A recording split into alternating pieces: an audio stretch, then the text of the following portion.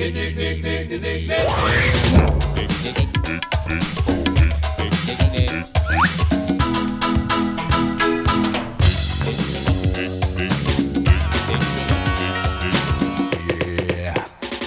it.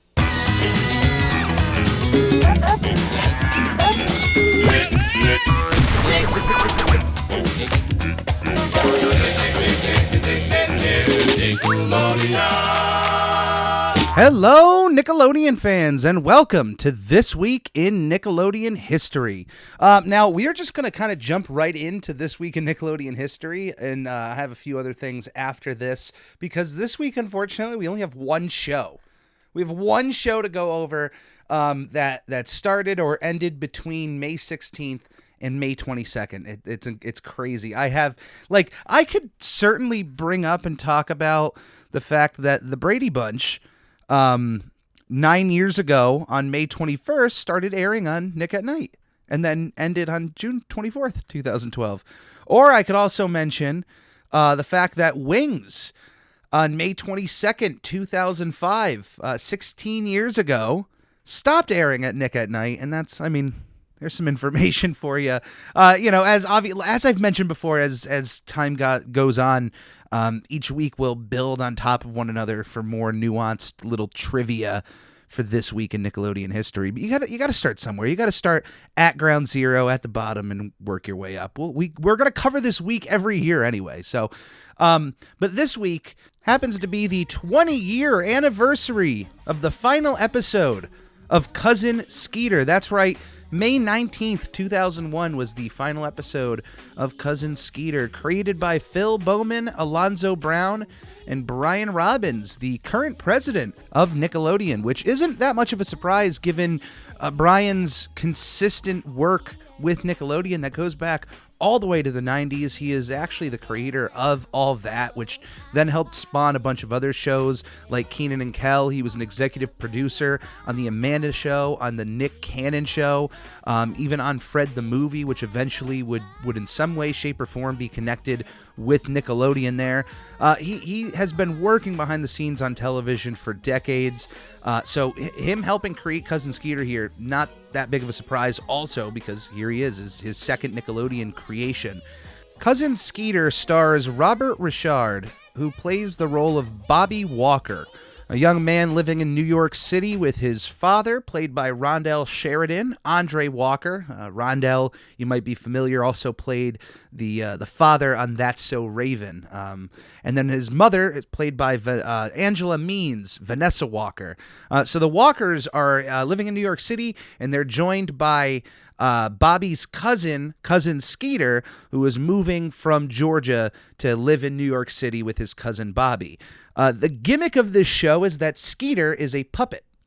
He is a puppet. He's not a Muppet, so don't think of like the Muppets, but Skeeter is a puppet human, voiced by Bill Bellamy and performed by Drew Massey.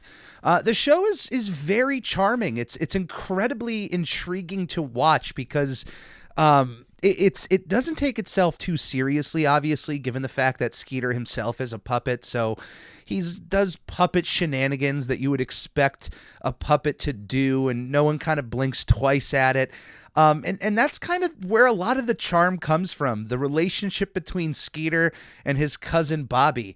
Bobby has his entire life seemingly tossed around with the fact that Skeeter has moved here and kind of getting in the way of things, usually getting Bobby into trouble. But they end up, getting out of it completely, totally fine. And their relationship grows as the series goes on. At one point, I think they even have a crossover episode with Kenan and Kel, which means these two take place in the same universe. And don't get me started on crafting a Nickelodeon universe. I already have thoughts about that in my head on how many of these shows are actually connected. Pretty much anything that Dan Schneider had his hand in usually is all connected together. And yes, it's actually a Cousin Skeeter episode called Who? I'm a Wild Wild West. There's 2 parts to it, so it's basically an hour long with Skeeter, Bobby, and then his friend Nina, who he obviously has a crush on throughout the episode. It's his best friend. It's that classic, like, it's like Danny and Sam. It's oh, she's my best friend, but I really like her type deal. Um, Cousin Skeeter was a constantly highly rated show on Nickelodeon. It lasted 3 seasons and 52 episodes, which, is a lot. Like, that's a lot for this show. 52 episodes of Cousin Skeeter. I think that's a fairly successful metric to look at. If you're a fan of this show, I would definitely go and check out the interview that Nick Rewind did on YouTube. They had a show hosted by Anthony Padilla, one of the co-hosts of Smosh, one of the original 2 Smosh fellas. He did a show called Throwback with Nickelodeon, and in one episode, they actually bring on Megan Good, who was on Cousin Skeeter as Nina. And they actually bring out a Skeeter puppet, and it brings her to tears. It's so sweet. That meant a lot to her, because if you go back and look at her early career there, Cousin Skeeter certainly wasn't the first thing she got to do working on television, but that was definitely her first main role. She was in a lot of episodes of Pacific, not a lot, but she was in episodes of Gabriel's Fire, Pacific Blue, Touched by an Angel, but her main role, Cousin Skeeter, that's a big moment. I like the show. I think, in terms of I've been kind of racking my brain recently on the possibility of rebooting some other live action Nickelodeon shows. They are bringing back iCarly, and I would love if they brought back Drake and Josh, and it would really make a lot of sense for a situation to be where, Josh inherited the home and has children. And I know it's been done and it's kind of Full House style, but maybe Drake moves in as, Uncle Drake to help take care of the kids. Maybe something happens to Mindy and Josh there. I don't know. They get divorced or something. You could have fun with that, but there's something there. I wonder if Cousin Skeeter could work in a reboot sense. Like, what if Skeeter didn't age because he's a puppet? Maybe Bobby is just starting to kind of notice him and just be like, maybe they're starting to point this stuff out, and it gets a little meta on itself a little bit there. Would that be something fun, or I don't know. Maybe we shouldn't touch it at all. Maybe just keep it in the 90s. I believe I saw that Cousin Skeeter is available on Paramount Plus. If you do have a subscription, give yourself a chance. Check it out. It's a fun watch. I enjoy it. And that is literally this week in Nickelodeon history as far as the shows go. But that's not in terms the last thing I'm going to talk about today. To give an update on my Legends of the Hidden Temple casting process weight loss challenge of the year. All right. So since last week, I have changed up my diet a little bit. I added, I didn't get to start the yoga regimen that I've been wanting to get back into. I used to be really heavy into DDP yoga at probably the most intense time of weight loss in my life. And I got out of it because the partner I was with she was kind of the rock to help me keep going with it. And when she stopped, it was tough to keep that going. So I'm going to be getting back into that. But it's been a week. A few things I wanted to make clear too. This is just full honesty for myself. I gain nothing in lying to you guys or just making it seem like, hey, I'm losing 5 pounds every week. This is going great. Meanwhile, I'm going to be the same weight. So last week I was 319 pounds, 319.6. A week after I've changed up some things, my coffee, I've just taken completely black, started that up, started putting in a bit more steps into my day before I start getting into the real heavy workouts and whatnot. Just, I want to get my body ready. I lost a pound, 318. So, it's little things. It's been good so far. I only weigh myself, just underwear, keeping everything consistent and keeping track of this as well as I move forward. My partner and I, you can actually fill out an application for Legends of the Hidden Temple if you go to legendscasting.com. They are now casting for Legends of the Hidden Temple, the reboot that is going to be coming to the CW, the reboot that is meant for adults. You have to be at least 21 years of age to enter. You need a teammate with you. You can't enter as a single participant, so you have to enter with somebody. And just to get you prepared for this, they're not only going to ask you a lot of the obvious information like where you live and how to contact you, they're going to ask you a lot of questions about you and your teammate. I don't want to go into specifics about my teammate and I don't want to ruin any possibilities I have to get on the show. But if you would like, that's where you can go and apply to be on the Legends of the Hidden Temple reboot. It seems like they are going to be filming in July of this year in LA. I don't know what happens if you get chosen. I don't know about that process. I don't know that even if I were to get chosen, if I could tell you. But what I can tell you is week to week, I'm just going to keep chiming in, letting you know how I'm doing. And it's kind of my accountability. Like that's what I'm using this for. I'm like being very open about myself and my goals, and it's the internet. So, yeah. And look, if I don't get on, my goal is to still keep this going at least till July to see the results and at least hopefully be on a healthier path moving forward. But I'm going to be intensely training for the temple as if I know I'm going on for up until July. And that's my goal there. Now, as far as Paramount Plus goes, they have been releasing a lot of Rugrats content that are all to promote the upcoming series premiere of Rugrats on May 27th. We are almost a week away from the Rugrats entering our lives again. Brand new Rugrats content. Beyond the first look and the trailers they've released, they've actually have been releasing a few shorts for the series to kind of give you an idea how the world works, just maybe even the pacing, if these are really full on representations of what the exact show is. Because here's what's weird. At least one of the shorts they released are kind of a redo of a previous episode of Rugrats. The short is called Tommy's Ball, and it's kind of the characters reminiscing, at least by the end, they're reminiscing of this moment that happened in the very early seasons of Rugrats. And what's crazy is I just rewatched this episode recently, and I actually watched a couple of big episodes from season 1.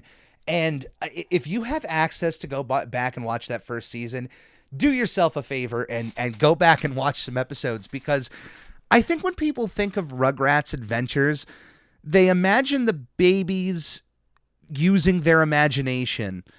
But I don't think everybody remembers just how really intense and in some cases fatal the adventures that these babies would go on.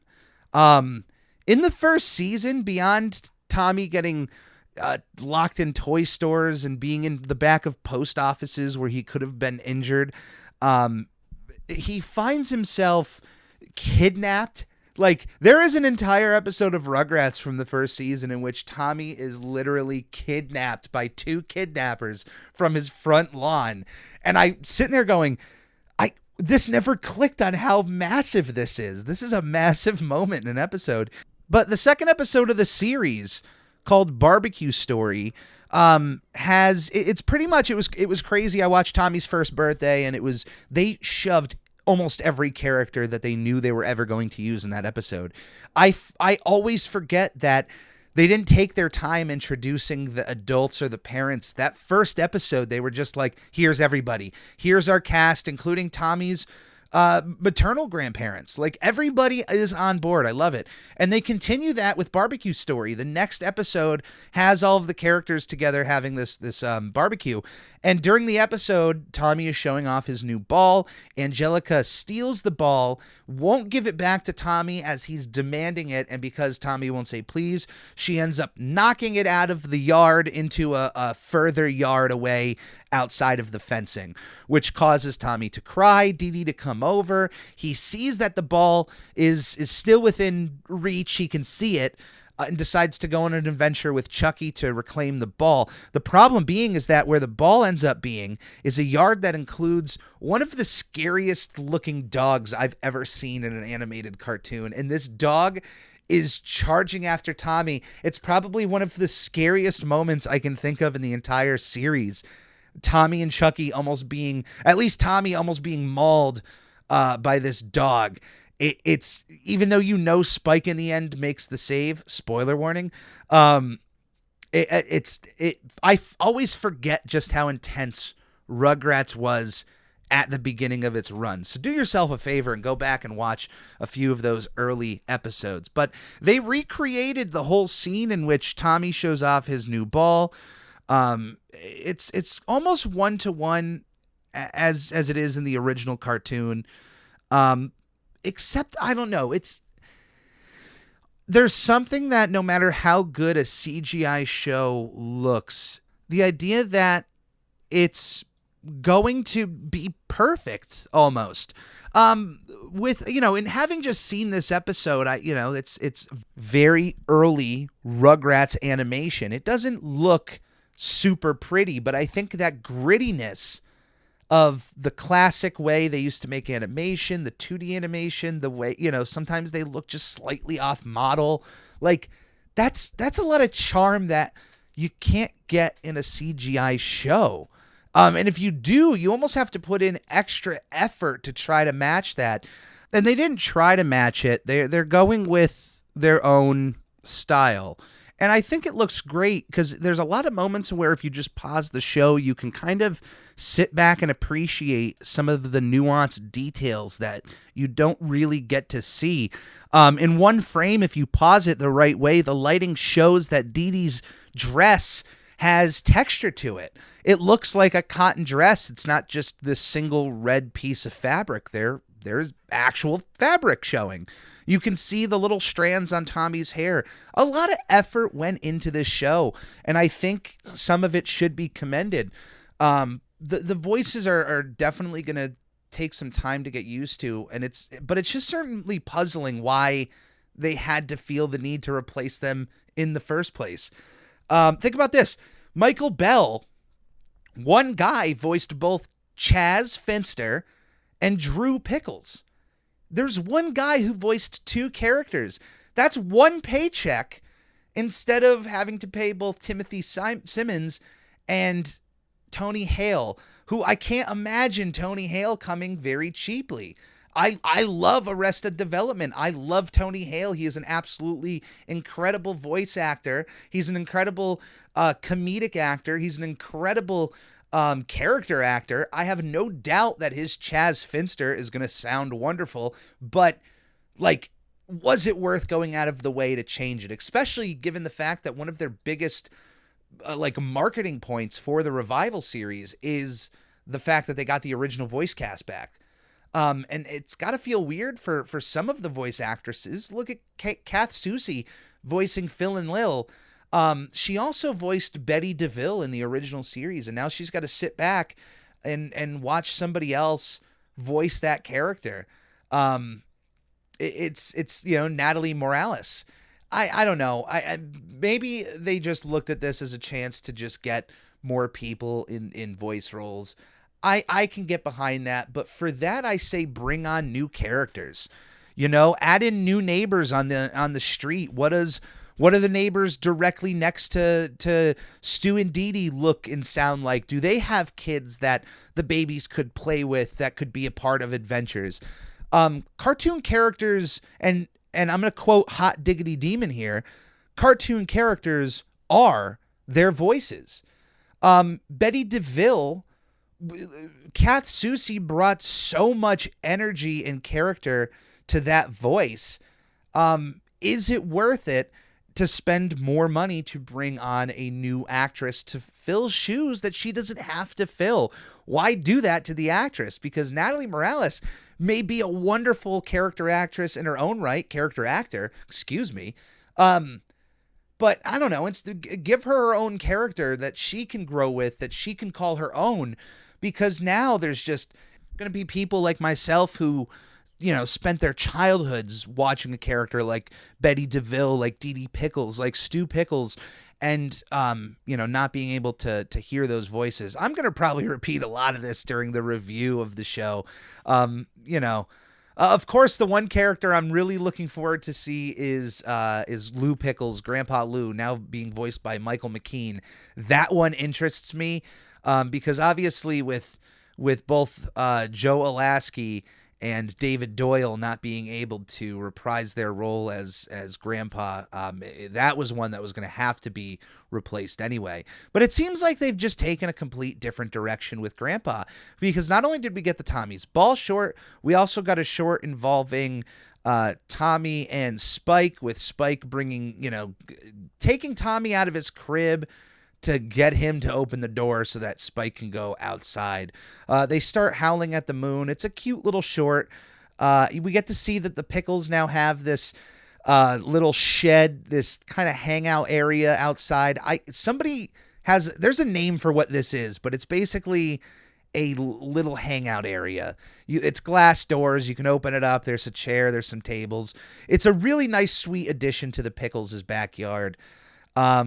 And the last piece of footage that we got was we got the official theme song for the revival, which is an absolute beautiful re-rendition of the theme, redone by the original composers, Mark and Bob Mothersbaugh. Mark Mothersbaugh, shout out to him, who was actually the inspiration for Chucky's hair.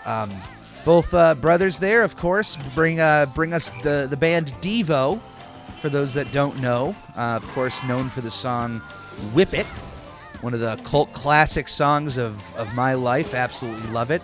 So they have not only the beautiful rendition of the theme song, but they also have so many callbacks to the original theme song. Chucky, instead of being on a old school vacuum cleaner, is basically riding around on one of those smart Roomba type vacuums. We get to see the little cat robot from the original. Tommy's still going after his bottle. There's a lot of similar facial movements, and it just exudes a new energy for Rugrats. Like, I really love this intro. And that we get to see that weird cat robot again from the OG show that only really existed in the intro, and maybe this cat robot does the same deal. It's just only in this intro. It does get destroyed by Angelica's car there, so maybe that's an excuse as to why we will never see it in the show now. But it just, every little detail you remember from the original theme song is present here. The one thing I gotta mention, and it's been a sticking point with me since I've seen any stills or pictures or videos of this show, the Pickles need to invest in some lighting in their home. My goodness, is it dark in this house? I know that this lighting, makes things look, like it's more cinematic, like it's bigger, but some indoor lighting would be so much nicer. Like, there's just got to be something. I don't know. They got to do something about that. It bothers me, but I really love that intro. I really do.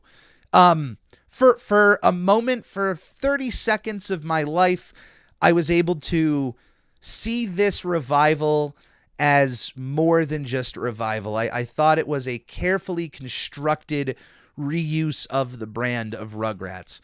Look how many incarnations of the Flintstones there have been, the different incarnations and times they've gone into the worlds of Scooby-Doo and the Jetsons and all the Hanna-Barbera properties. The Nicktoons can go through the same thing as well, but the one thing that has to keep going and has to happen is, if they're going to revive these shows, and they've been doing it with a few other properties in movie form, but they've been creator-driven. And that's what the Nicktoons originally represented, was creator-driven animation, and they need to stick with that. So I hope that whoever is running this fully behind the scenes, I hope Klasky, Shupo, and Paul Germain are all doing their best behind the scenes to make sure this is the best that it can be. If the intro is anything to go by, then I look forward to the show dropping on May 27th on Paramount Plus with, I think, a September Nickelodeon premiere. I think that's what I heard, was that eventually they were going to at least air it on television at some point. But the show and any future seasons would obviously mainly be Paramount Plus exclusives. And that is This Week in Nickelodeon History. If you would like to ever write into the show, have your questions read out in the air, or if you would like to shout out any friends or family out there who might be Nickelodeon fans, you can do so. You can send me a letter at snailmail@uphonics.com, UFONYX.com. Send me your email, and it will be read out on the air here. I can give you a shout out, and I just generally enjoy talking with other Nickelodeon fans.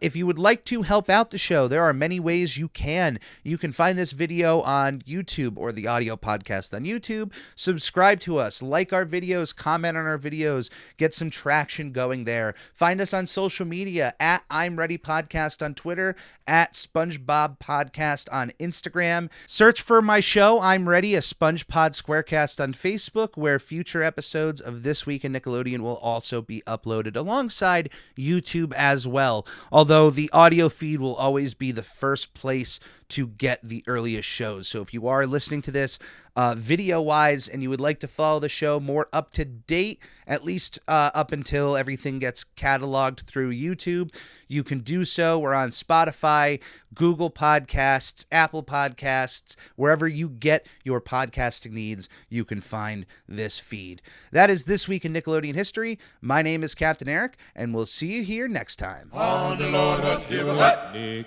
On the Lord Hut, here a hut, Nick, Nick. On the Ricky Ticky Low, while living #1 Nickelodeon.